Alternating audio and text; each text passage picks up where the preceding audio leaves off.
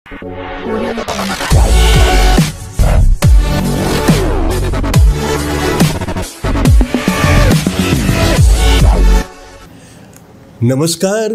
रसिक मित्रांनो, नमस्कार. मी आपला होस्ट प्राध्यापक राजेंद्र देशमुख आपल्या सगळ्या रसिक मित्रांचं मल्हार कम्युनिकेशन्स प्रस्तुत हॉबी डू बी डू अर्थात एक तरी छंद असावा या आपल्या संवाद कट्ट्यावर आपल्या सगळ्यांचं मनापासून स्वागत करतो. आज आपल्या समवेत आहेत व्यावसायिक आणि ज्यांचं जीवनच त्यांनी स्वतःच्या व्रतस्थ आणि समर्पित भावनेनं त्यांचं जे योगदान आहे समाजाच्या स्वास्थ्यासाठी आणि जे हास्य परिवाराचे संचालक आहेत आणि गेल्या 27पेक्षा जास्त वर्षांपासनं अखंडपणे अविरतपणे ते हास्य परिवार हे नित्यनेमाने चालवत आहेत. अत्यंत व्रतस्थ असं ते जीवन आहे, आदर्श असं त्यांचं जीवन आहे, समर्पित भावनेने ते सगळे करत आहेत. मित्रांनो, स्वतःसाठी तर सगळेच जगतात, पण समाजासाठी, समाजाच्या स्वार्थासाठी, समाज निरोगी राहण्यासाठी, निरामय राहण्यासाठी अशा पद्धतीनं एक रचनात्मक स्वरूपाचा उपक्रम अव्याहतपणे चालवणं, नित्यनेमाने चालवणं यालासुद्धा खूप वेगळं अशा पद्धतीचं चरित्र लागतं. आणि ते आजचे आपल्या संवाद कट्ट्याचे अतिथी असलेले अश्विनजी गांधी यांचं ते असं व्यक्तिमत्व आहे. त्यांनी आपलं सगळं अख्खं आयुष्यच अत्यंत सुगंधित असं करून टाकलेलं आहे. तर अश्विनजी, आमच्या मल्हारच्या टीमच्या वतीनं आजच्या या संवाद कट्ट्यावर आपलं सहर्ष स्वागत आहे. नमस्कार. आपल्या खूप आधीपासून अनंत काळापासून आपण ऐकत आलेलो आहे की आरोग्य ही आपली संपत्ती आहे. तर त्याचं जतन व्यवस्थित होण्यासाठी आपल्याला व्यायाम करायला लागतो, आपल्याला ध्यानधारणा करावी लागते, योगा करायला लागतं, आपल्याला हास्य परिवारासारख्या या परिवारात सामील व्हावं लागतं आणि काहीतरी चांगल्या गोष्टी शिकायला लागतात आणि त्या अंगीकाराव्या पण लागतात. तर सर, मला सांगा, मी मगाशी उल्लेख केला आपली ओळख करून देताना की 27-28 वर्ष त्यापेक्षा जास्त कालावधीत आपण हास्य परिवाराचं हे सगळं नित्यनेमाने एका अर्थानं व्रतच चालवत आहेत. काय सांगाल, कधीपासून झाली ही सुरुवात आणि कसं सुचलं आपल्याला? ही सुरुवात झाली 1998 पासून. वा, बरं. मला स्वतःला व्यायामाची आवड होती. छान. आणि जेव्हा मी फिरायला जायचो किंवा कुठे व्यायाम करायचो तर बरेचशी मंडळी अशी होती की ज्यांना व्यायाम करायची हौस होती पण त्यांना ते काही जमत नव्हतं. मग मला असं वाटायचं की नाही बा, आपल्याला येतं आहे तर आपण यांना काहीतरी दाखवायचं, काहीतरी शिकवायचं. आणि ते शिकवता शिकवता ती माणसं माझ्याबरोबर जोडली गेली. आणि जोडता एक असं वाटलं की बा, काही लोकांना संकोच होतो की बा आपण कसं जायचं, काय जायचं. मग त्यावेळेला असं ठरवलं की आपण एकत्र यायचं, महिला असो पुरुष असो, आपल्याला जितकं अवगत आहे आणि ज्यांना खरोखरच व्यायामाची गरज आहे तर आपण त्यांच्यासाठी एक काहीतरी उपक्रम करायला पाहिजे. आणि तो उपक्रम असं मनात ठरवून मग मी ते एक सुरुवात केली. सुरुवातीला 2 लोकांपासूनच केली मी. बरं. की जेणेकरून नाही व्हा, कमीत कमी आम्हाला पाहून तुम्हाला प्रोत्साहन मिळेल, त्यांना प्रोत्साहन मिळेल, किंवा जे फिरणारे आहेत किंवा ज्यांना खरंच कुठलाही शारीरिक त्रास आहे आणि एक डॉक्टरांच्या सल्ल्यानुसार ते जे काही वा तुम्हाला 2 किलोमीटर फिरायचं आहे, 3 किलोमीटर फिरायचं आहे किंवा तुम्हाला असा व्यायाम करायचा आहे, पण त्यांना कुठला प्लॅटफॉर्मच मिळत नव्हता. तर म्हटलं एक आपण कुठल्याही बगीच्यामध्ये, गार्डनमध्ये आपण एक ती सुरुवात करूया. पण ती सुरुवात करता करता आज म्हणजे इतका चांगला त्याचा रिस्पॉन्स मिळाला की प्रत्येकाला एक व्यायामाची आवड झाली. आणि त्या व्यायामामध्ये मग आम्ही सांस्कृतिक कार्यक्रम पण घ्यायला लागलो. प्रत्येकाची ज्याला आवड आहे की ज्याचा कधी कुठे वाढदिवस झाला नाही तर त्या निमित्ताने लहान छोट्या मोठ्या खाणी पण एक छोटा मोठा वाढदिवस साजरा करायला लागलो. तर जेणेकरून त्याच्यात एक नैसर्गिक ऊर्जा तयार झाली की नाही, आपण पण काहीतरी करायला पाहिजे. आपल्याला या छोट्या छोट्या गोष्टीतनं पण खूप आनंद मिळतो आहे. आणि त्या आनंदातनं तो ज्या काही त्याच्या डोक्यात विचार असेल किंवा त्याला जो काही त्रास असेल, जो काही आजार असेल, त्या आजारापासून त्याला थोडीफार मुक्ती अशी मिळते की जेव्हा तो एकदा एखाद्या वेळेला समजा डॉक्टर म्हणतात की तुम्हाला हा आजार आहे, मग तो ती वस्तू डोक्यात घर करून घेतो. ती घर न करता ती गोष्ट त्याच्या डोक्यातनं कशी बाहेर काढायची, त्या हिशोबाने मग माध्यम काय, त्याला हसवणं, त्याच्याकडनं व्यायाम करून घेणं. आणि इतर लोकांशी जेव्हा नवीन अनोळखी लोक येतात आणि जेव्हा संपर्कात येतात तेव्हा जेव्हा प्रत्येकाचे विचार हे वेगवेगळे असतात. त्याच्यात एखादी व्यक्ती विनोदी पण येतो, एखादी व्यक्ती एक अभ्यासक पण येतो, एखादी व्यक्ती कुठल्या संस्थेशी जोडलेला असेल. म्हणजे प्रत्येकाचे विविध अनुभव सांगून प्रत्येकजण आपल्या परीनं जो प्रयत्न करतो आणि त्याच्यातनं जो आनंद मिळतो त्या आनंदातनं त्याला एक प्रेरणा जेव्हा मिळते तेव्हा तो आपल्याशी जोडला जातो आणि त्या शारीरिक व्याधीतनं एक मानसिकरित्या तो बाहेर पडण्याचा प्रयत्न करतो. वा, अत्यंत निरपेक्ष आणि समर्पित भावनेनं आपण मित्रांनो एक गोष्ट वैशिष्ट्यपूर्ण सरांच्याबद्दल, गांधी सरांबद्दल मला सांगितली पाहिजे की सरांनी सांगितल्याप्रमाणे 2 व्यक्तींपासून सुरू झालेला हा प्रवास आहे. हो, 2 व्यक्ती. आणि क्लबचं जे कल्चर आहे ते बाजूला सारून आपण त्याला व्यापक दृष्टिकोनातून परिवाराची संकल्पना दिलेली आहे. ते फार छान हे सगळं हे कारण असं बर बर बर बर मला एक अनुभव असा झाला. अच्छा की अच्छा. क्लब म्हटलं म्हणजे एक पर्टिक्युलर लोकांसाठीच असतो आणि बऱ्याच लोकांना असं वाटतं की नाही बा क्लब म्हणजे फारे असतील, हे पैसे घेत असतील, यांची फी मोठी असेल, हे इतकं कशासाठी करतात. हे म्हटलं क्लबपेक्षा मग एक परिवार म्हटलं म्हणजे त्याच्यात सगळेच आले. आणि त्यावेळेला मी असं डिक्लेअर केलं होतं की मी एकही पैसा मी फी घेणार नाही. आणि जेव्हा जेव्हा जशी लोक जोडली गेली आणि जेव्हा जेव्हा आपल्याला माहिती पडलं ह्या वयात हा आजार, ह्या वयात हा आजार, कोणी डिप्रेशनमध्ये, कोणी काय, कोणाला डायबिटीस, कोणाला कॅन्सर, म्हणजे असे अनेक.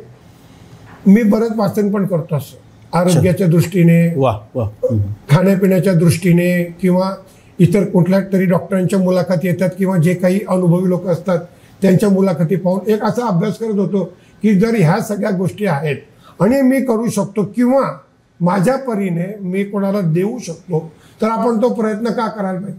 चुकेल निश्चित, काही गरज नसते की तुम्हाला ती वस्तू यायलाच पाहिजे. पण जर तुम्ही तो प्रयत्न केला तर निश्चितपणे तुम्ही तुमच्या ह्याला मात कराल. आणि जो आत्मविश्वास तुमचा वाढतो त्या आत्मविश्वासानंतर तुमचा आजार काय आहे, तुम्ही कुठल्या याला आहे, त्या हिशोबाने मग मी ते क्लब काढून मग ती परिवाराची संकल्पना उभी केली. आणि ह्या परिवारामध्ये परिवार म्हटलं म्हणजे कुठलंच मतभेद नाही, कुठलंच वयाचं बंधन नाही, कुठलं स्त्री पुरुष नाही, कोण काय आहे काय नाही म्हणजे मला माहिती नाही. मला फक्त एवढंच माहिती की माझ्याकडे येणारी व्यक्ती त्याला काही ना काही त्रास आहे आणि तो ते दूर करण्यासाठी माझ्याकडे येतो. म्हणून मला फक्त त्या व्यक्तीला आणि त्याच्या त्रासाला त्याला काय आनंद मिळेल याच्याकडे मी जास्त लक्ष देतो. क्या बात आहे. म्हणजे ही भावनाच फार महत्त्वाची आहे.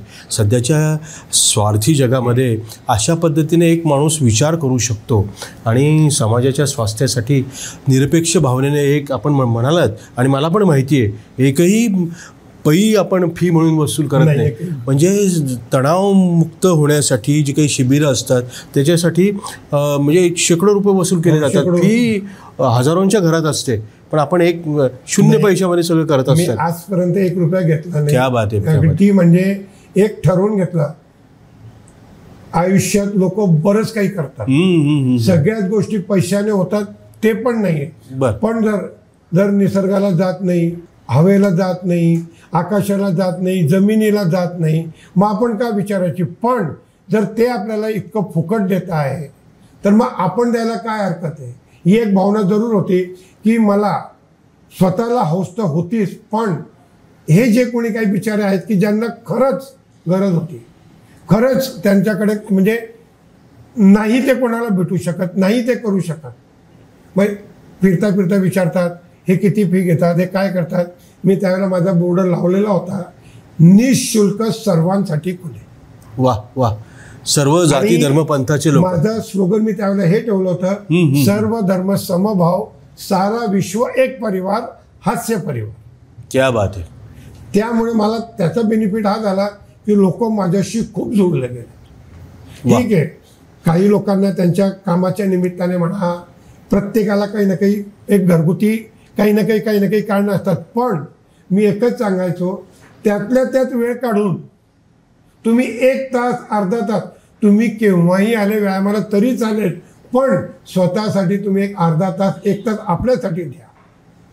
तुम्हाला प्रत्येकाला संसारात काही ना काही त्रास असतो, कोणाला कामाच्या निमित्ताने, कोणाला घराच्या निमित्ताने किंवा कशाच्या निमित्ताने काही ना काही असतं. आणि वेळ गेल्यानंतर त्या तणावात त्याच्या शरीराला जो त्रास होतो किंवा जो आजार लागतो, मग तो बिचारा काय म्हणेल, डॉक्टर म्हणतात इतकेची औषधं झाली, तू फिरायला जा, हे करायला जा, ते करायला जा. आणि जेव्हा आम्ही रक्तदानाचं शिबिर घेतो तेव्हा म्हणजे 35 वयोगटाच्या मुलांना पण डायबिटीसचा त्रास, कोणाला थायरॉइडचा त्रास, कोणाला बीपीचा त्रास. अरे म्हटलं ह्या वयात त्याला कारण एकच होतं की सध्याचं जी आपली लाईफस्टाईल आहे अगदी लक्झरियस आहे. आपल्याला 5 पावलं पण चालायची नाही. प्रत्येक घरात एक व्हेकल आहे, 12 वर्षाच्या मुलाला पण व्हेकल आहे. आणि दुसरं म्हणजे मोबाईल. म्हणजे तो मोबाईल आणि याच्यात इतका गुंतलेला असतो आणि जो आजार त्याने घेऊन ठेवलेला आहे. जसं वय वाढतं तसं तसा तो आजार वाढतो. कामानिमित्ताने म्हणा किंवा इतर कामाच्या तणावात तो त्याच्याकडे दुर्लक्ष करतो. मग आपण काय करायचं, मग आपण कोणाला देत नाही.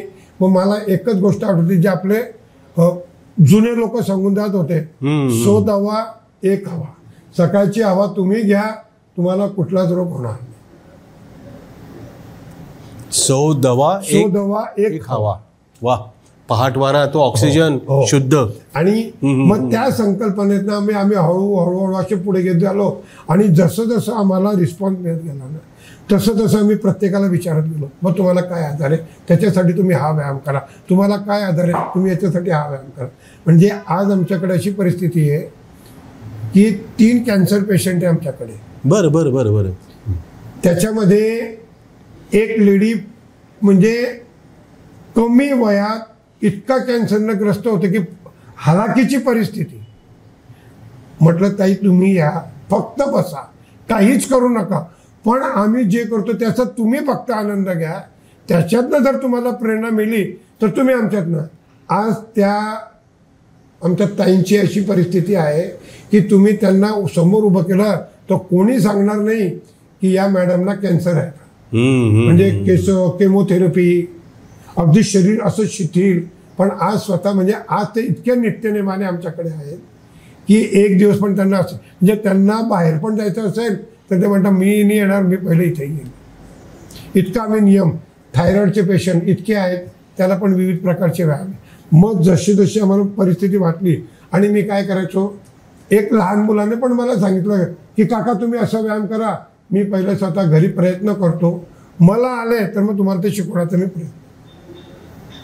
मी प्रत्येक गोष्ट मी स्वतः शिकतो आणि नंतर माझ्या परीने कोणाला काय देता येईल आणि त्याचा त्याला काय फायदा होईल जेव्हा जाणीव होते तेव्हाच.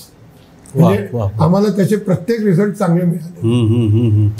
बरं गांधी सर, म्हणजे तुमची स्वतःची वैयक्तिक फॅमिली, व्यक्तिगत, बरोबर आहे, पण ही एक्सटेंडेड फॅमिली आहे, हा मोठा परिवार आहे. आणि ज्या पद्धतीने, ज्या कसोशीने आणि आसोशीनं तुम्ही सगळं करून घेताय, पहाटवारा अंगावर घेत. बरं, मग ती कशी पद्धत असते, किती मिनिटांचं सगळं हे असतं?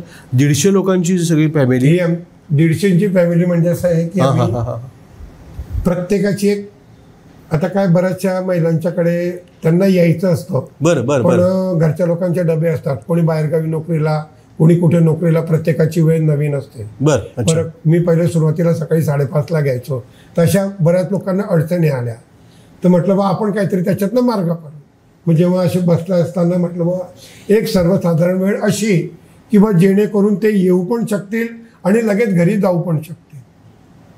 मग आम्ही ती 6:30ची वेळ ठेवली किंवा सकाळी लवकर तर 5-5:30 जनरली उठतातच. मग ते अर्धा स्वयंपाक करून येतात. 6:30 ते 7:45 वाजेपर्यंत आम्ही सगळ्याच प्रकारचे व्यायाम घेतो त्याच्यात. आणि त्याच्यानंतर 8 वाजेपर्यंत ते घरी जातात आणि म्हणजे ते घरी सांभाळून घेतात आणि व्यायाम पण सांभाळून घेतात. ते कंडक्ट असं करतात की बा थोडं त्याला शिस्त पण लागते आणि थोडं म्हणजे जर गुरुजी कडक नसले तर विद्यार्थ्यांना पण शिस्त लागत नाही. तर थोडं मला तसं ते म्हणजे निश्चित मला थोडं शिस्तबद्ध पण आवडतं. आणि मी स्वतः वेळेचं इतकं बंधन पाळतो की तुम्ही तुमच्या परीने केव्हाही या, पण मी 6:30ला तिथे राहणार आणि 6:30ला मी स्टार्ट करणार. जेव्हा तुम्ही याल तेव्हा. पण व्यायाम करताना मला मुळीच बेशिस्तपणा चालत नाही, मला बोललेलं चालत नाही. कारण की मला तुमच्याकडनं तो व्यायाम करून घ्यायचा आहे. आणि व्यायाम म्हटलं म्हणजे ही एक प्रकारची साधना आहे. नक्कीच. याच्यात फसवणूक नाहीये.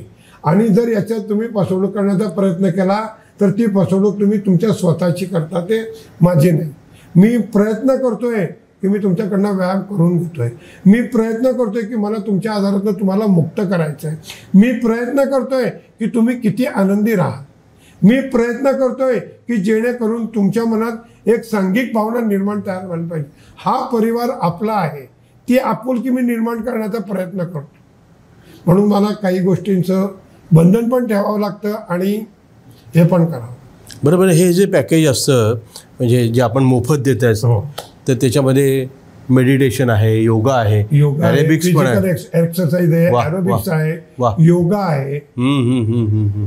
आणि म्हणजे हार्ट पेशंट पण आपल्याकडे आहे. माझ्याकडे हार्ट पेशंट आहे, बायपासवाले पण आहे, कॅन्सर पेशंट आहे, थायरॉइडवाले आहे, शुगरवाले आहे, BP वाले, आणि आता मध्ये डिप्रेशनवाले पण आहे. इव्हन मी आता यांचं नाव घेत नाहीये. बर. माझ्याकडे 3-4 लेडीज डॉक्टर लेडीज होते. अच्छा. असतात, ताण तणाव असतो, काही कारण असतो, ते डिप्रेशनला गेले. बर. आता जसं तुमच्यासारखे ओळखीचे येतात तर ते खूप डिप्रेशनला आहे. म्हटलं पहा, मी डिप्रेशन कसं काढायचं म्हणजे त्यांना तुम्ही आपल्या परिवारात घेऊन या. कुठे ना कुठे तुमची ओळखी निघेल. इतके लोक असताना एक वैचारिक दृष्ट्या नाही, इरादा आले. आता आमचे हे प्रदीप भाऊ आहे, मधूनच काही कॉमेंट्स करतात, तो विषयाचं विषांतर होऊन जातं, वेगळेपणा येतो. तुम्ही काय, मी एकटे बसलो आहे, मग हा विचार तो त्या 4 भिंतींना बाहेरच निघू शकत नाही. मग त्यात आम्ही काय करतो, गमतीत, हा मॅडम म्हणून तुमचा वाढदिवस केव्हा आहे, बोला दादा तुमचा वाढदिवस केव्हा आहे, आज तुमच्याकडनं पार्टी, आज तुमच्याकडनं आहे, आज तुमच्याकडं. म्हणजे त्याला असं वाटतं की हे सगळे माझेच आहे. ही जी आपुलकी निर्माण करतो, साधारण सामान्य, पण इतके लोक 100-150 लोक तुमच्या वाढदिवसाला हजर आहेत, त्याच्यापेक्षा काही नाही. आणि आम्ही असे 2-3 गाणे पण बनवून ठेवले की जेणेकरून प्रत्येकाला वाटतं की नाही बरं. प्रत्येक सांस्कृतिक कार्यक्रम, आपले हिंदू सांस्कृतिक कार्यक्रम जे आहेत म्हणजे जन्माष्टमीपासून जसे जसे सण येतात तसे तसे आम्ही साजरे करतो. आता नुकतीच नवरात्र आम्ही साजरी केली, त्याच्या अगोदर गुढीपाडवा साजरा, त्याच्या अगोदर जन्माष्टमी केली. म्हणजे जितके पण सण आहेत, आणि त्या सणामध्ये कसं आहे, कोणी जाता येतं कोणाला नाही. आपल्या पारंपरिक वेशभूषेनुसार आपल्याला जसं आवडेल त्या पद्धतीने तुम्ही यायचं. बंधन नाही, तुम्हाला ज्याच्यात आनंद आहे त्या पद्धतीने. पण त्याच्याने काय होतं, एक आपुलकी जेव्हा निर्माण होते आणि इतके लोक जेव्हा निर्माण होतात त्यावेळेला असं वाटतं की नाही बा, आपले पण आहेत, आपल्याकडे पण कोणी आहेत आणि आपल्याला विचारणारे पण कोणी आहेत. आणि त्याच्यातनं जी मैत्री होते, मग ती ती मैत्री म्हणजे बा जाणं येणं देणं घेणं जे काही काय असतं, सगळ्यांशी नाही होत, पण जे तुमच्या विचाराशी सहमत असेल किंवा तुमच्या याच्यात बसत असेल त्यांच्याशी निश्चित मैत्री होते. आणि त्या मैत्रीतनं तुम्ही त्या आजारातनं जेव्हा बाहेर पडतात तेव्हा तो एक मानसिक किंवा एक जे समाधान आपल्याला होतं की हो, आज जे आपण तपश्चर्या करतोय त्याचं फळ आपल्याला निश्चित मिळेल. खरंय. म्हणजे हे जे समाधान आहे त्याचं मूल्यच नाहीये, अनमोल आहे, सगळं अमूल्य आहे. क्या बात आहे, सॅल्यूट आहे आपल्या कामाला. वा. मी माझ्या एका कार्यक्रम म्हणजे मी असा अभ्यास करतो की मी काहीच नाही, मी एक सामान्य माणूस आहे. बरेच लोक म्हणतात तुमचा स्वार्थ, मतलब माझा काहीच स्वार्थ नाहीये, मला कोणाकडनं पैसे नाही, पण माझ्या मार्फत जर कोणाला आनंद मिळत असेल किंवा तो चांगला राहत असेल किंवा त्याचं आरोग्य कुठल्याही प्रकारे काही होणार जर चांगलं होत असेल तर मला काय हरकत आहे. आमच्याकडे एक लेडीज आली होती, त्यांना युरिक ऍसिडचा त्रास होता. बर. आता कोणीच म्हणजे ते येतात फेडरेशन पासून खूप लांब आहे थोडं, तर मला म्हणे की कोणी सांगितलं की बा तुम्ही असे परिवार जॉईन करा, तिथे तुम्हाला त्याचा फरक पडेल. आता स्वाभाविक आहे, ते म्हणतात ना मरता काय करत नाही, तसं ते जाऊन तर पाहू. मग ते 15 दिवस आमच्याकडे आले, म्हणे मी पूर्ण भारताभरचं औषधं घेतली, मला काहीच फरक पडला नाही. 15 दिवसात इथे आल्यानंतर मला जो फरक जाणवतोय, आज माझ्या गोळ्या बंद झाल्या. फक्त म्हटलं मॅडम एकदम गोळ्या बंद नका करू, प्रिकॉशन म्हणून पण तुम्ही डॉक्टरांच्या सल्ल्याने ती गोळी घ्या. का काही कारणास्तव बाहेरगावी जावं लागतं, घरात काही कार्यक्रम असेल किंवा इतर ठिकाणी जावं लागलं तर ते 8-10 दिवसाचा जो गॅप पडतो आणि ते जर बंद पडलं तर ते परत येऊ नये, वाढू नये म्हणून तुम्हाला ते एक प्रिकॉशन म्हणून ती गोळी घ्यायची असते. पण आज त्या इतक्या लांबून पण नित्य नेमाने माझ्याकडे येतात. बरं बरं हो, नित्य नेमाने युरिक ऍसिड सगळ्या ठिकाणचं त्यांनी औषध घेतलं. एक म्हणजे सुरुवातीला ते आले होते, त्यांना पायाचाही आणि एक कसला दुसरा तरी तो आजार त्यांनी मला सांगितला नाही. म्हटलं असं करा मॅडम, तुम्ही रोजच येत जा, नाही जमलं बसा, मी बंधन ठेवणार नाही, बसा. असं वाटलं मलाही काही करायचंय करा, थकले बसून जा. असं करता करता 3 महिने ते माझ्याकडे कंटिन्यू झाले. म्हणजे प्रामाणिकपणे त्यांनी सांगितलं, सर माझे महिन्याचे 15,000च्या औषधं वाचली म्हणे, फक्त आणि फक्त या व्यायामामुळे. म्हणजे माझा व्यायाम म्हणजे असं म्हणत नाही की मी फार तपस्या करून नाही, प्रत्येकाला जमेल तो पद्धतीने. आता फिजिकल एक्सरसाइज तसं आपल्याला शाळेत शिकवतात, योगा आपण बऱ्याच ठिकाणी पाहतो, एरोबिक्स. आता एरोबिक्स म्हटलं म्हणजे इन शॉर्ट झुंबा. पण आम्ही काय केलं, ते एरोबिक्सला त्याच्यात पूर्ण व्यायामाची जोड लावून दिली आहे. आणि विविध प्रकारचे व्यायाम म्हणजे विविध नॉन स्टॉप. आज माझ्याकडे अबाव 65 नॉन स्टॉप 30 मिनिटं एरोबिक्स करतात. क्या बात आहे. Non stop. आणि प्रत्येक वयोगटाचे माझ्याकडे.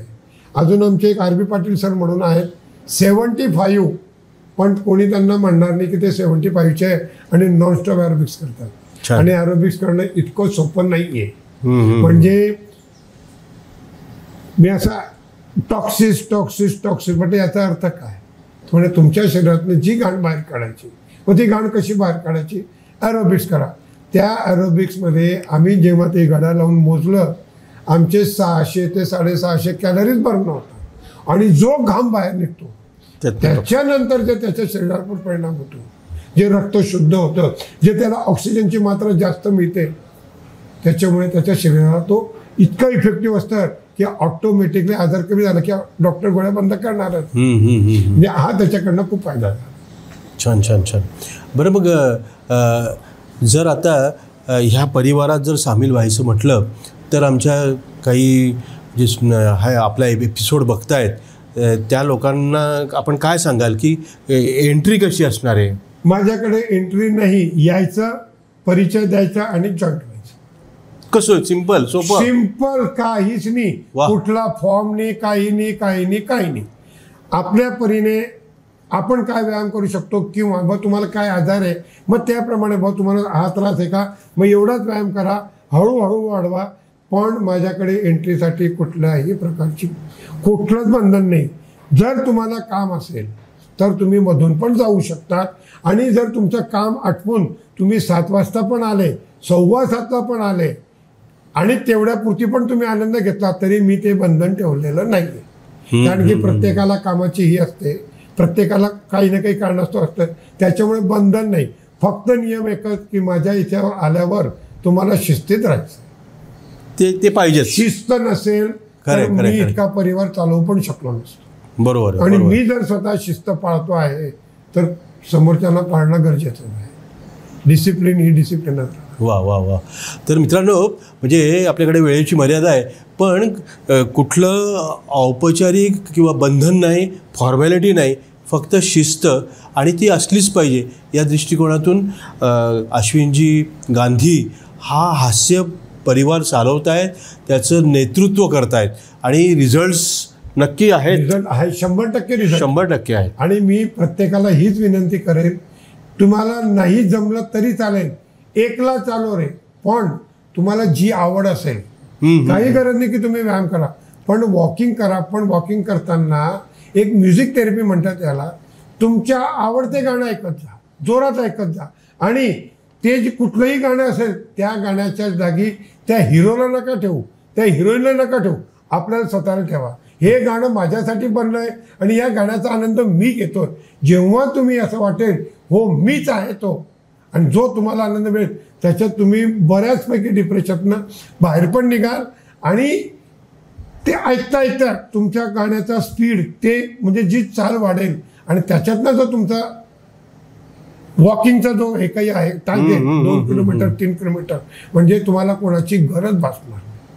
आणि खरं म्हणजे मी इतका तज्ज्ञ नाही आहे, पण मी जे वाचलेलं आहे ऐकलेलं आहे, बरेच लोक म्हणतात वॉकिंग वॉकिंग वॉकिंग. निश्चित सगळ्या प्रकारचा व्यायाम होतो, पण तुमच्या मेंदूचा व्यायाम होत नाही. बरोबर आहे. आणि वॉकिंग ही अशी थोडं तुम्हाला जलद गतीने चालायचं आहे. आणि वॉकिंग करताना जो मेंदूला व्यायाम मिळतो तो फक्त वॉकिंग नाही.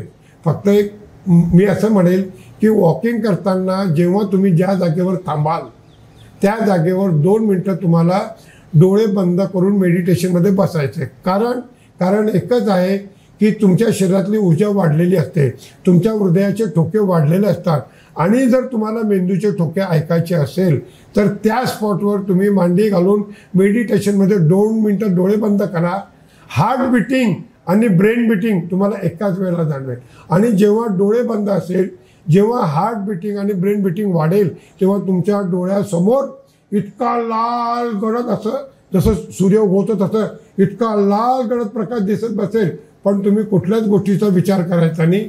बॉडी टेम्परेचर, बाहेरचं टेम्परेचर, बॉडी टेम्परेचर, हार्ट आणि ब्रेन बिटिंग जेव्हा एकत्र होऊन जसं जसं तो लालसरपणा कमी कमी होत जातो, तुम्ही फक्त एकच लक्षात ठेवायचं की मी बाहेरच्या निसर्गाची, बाहेरच्या टेम्परेचरची माझं टेम्परेचर मेंटेन झालेलं आहे. आणि त्याच्यानंतर जेव्हा तुम्ही डोळे उघडाल तुमचं ब्रेन बिटिंग आणि हार्ट बिटिंग स्लो. हा निश्चित अभ्यास करा. मी विनंती करेल, कारण बरेच लोक काय करतात, जसं व्यायाम झाला, जसा घाम निघाला, घाम पण पुसत नाही आणि लगेच जातात. तर एक रिक्वेस्ट म्हणून तुम्ही हा अनुभव निश्चित करा. तुम्हाला याचा फायदा 100% होईल. कारण की मेडिटेशन पण होऊन जाईल, शरीराचा थकवा पण निघून जाईल, जितका घाम निघायचा तितका निघून पण जाईल. आणि टेम्परेचर, बॉडी टेम्परेचर आणि बाहेरचं टेम्परेचर जेव्हा मॅच होईल तेव्हा तुम्हाला दुसरा कुठला आजार लागणार. पण जास्त करून घाम आला असला की आपण केव्हा मोटरसायकलवर जातो तर तो सर्दी होण्याचा जास्त संभावना असते. नक्कीच. तर मित्रांनो, अश्विनजी गांधी यांनी अत्यंत महत्त्वाच्या टिप्स आपल्याला लाख मोलाच्या दिलेल्या आहेत. म्हणजे मला माहिती आहे की मोठे मोठे क्लब्स ज्यावेळेस ह्या सगळ्या गोष्टी करतात आणि उपक्रम राबवतात, प्रशिक्षण शिबिरं घेतात, त्याची मोठी फी पण वसूल करत असतात. पण तुम्ही एक पैही न घेता सुद्धा आत्तासुद्धा संवाद कट्ट्यावर ज्या पद्धतीने तुम्ही सांगतायत आणि सांगितलेले आहेत, ते जर तुम्ही म्हणजे मित्रांनो जर सरांनी सांगितलेल्या गोष्टी तुम्ही फॉलो केल्या तर तुम्ही कुठेही असा, ग्रामीण भागात असा, शहरात कुठे असा, कुठल्याही रिमोट एरियामध्ये असाल, पण त्यांनी सांगितल्या पद्धतीने जर तुम्ही तुमचं जीवन. माझ्याकडनं बरेच लोक शिकून गेले. बरं ठाण्यामध्ये शिकून गेले. ते आपलं ते ठाण्याजवळचे काय कुठं गाव आहे ते अलिबाग. अच्छा. तिकडचे जे आपल्या जळगावचे जे लोक आहेत, कोकण साईडचे जे जळगावचे लोक आहेत, जे इथे राहतात पण तिथे स्थायी झालेले आहेत, ते येऊन जातात, शिकून जातात. आणि मी तो एक व्यायामाचा पेपर तयार केलेला आहे. ते पेपर वाचून वाचून तिथे ते प्रयत्न करतात. एक शाखा नांदेड, मराठवाडा नांदेड, तिकडचे जे गृहस्थ होते तिथे जळगावला नोकरीला होते, ते पण माझ्याकडनं शिकून त्यांनी तिथे नांदेडला चालू केलंय.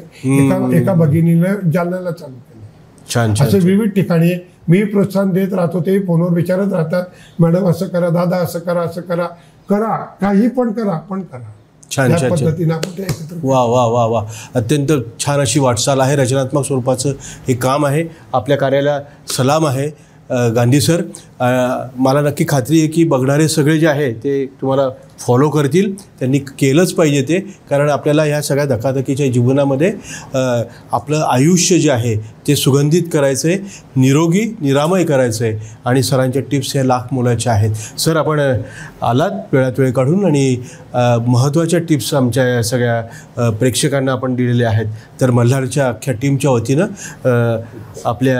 आमच्या या वतीनं तुम्हाला पुढच्या वाटचालीसाठी शुभेच्छा आणि सगळे संकल्प तुमचे पूर्ण होत. नमस्कार. हॉबी हा जो कार्यक्रम मल्हार कम्युनिकेशनने सुरुवात केली आहे, अत्यंत म्हणजे प्रेरणादायी आहे. आणि ह्या माध्यमातून बऱ्याच लोकांशी संपर्क पण साधता येतो आणि विविध प्रकारची माहिती पण मिळता येते. त्यांनी जो हा उपक्रम सुरुवात केली आहे, प्रत्येक क्षेत्रातले प्रत्येक विभागातले जे लोकांचे जवळ घेऊन इंटरव्ह्यू घेतात आणि लोकांना त्यांची माहिती पुरवतात, त्याच्याबद्दल मी त्यांचं मनपूर्वक आभार मानतो.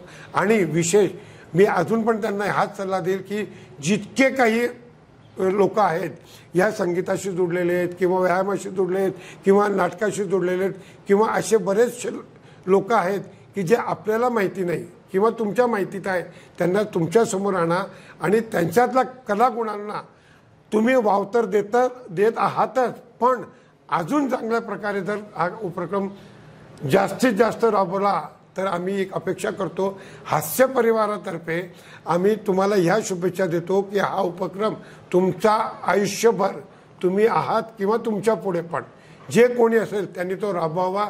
आणि ज्या यूट्यूबवर तुम्ही टाकतात ते लोकांनी सबस्क्राईब करायलाच पाहिजे, पण त्यांनी पण त्यांचा प्रचार करायला पाहिजे की जळगावमध्ये पण अशी एक संस्था आहे की जेणेकरून ते हा उपक्रम राबवतात आणि जास्तीत जास्त लोकांना जोडण्याचा प्रयत्न करतात.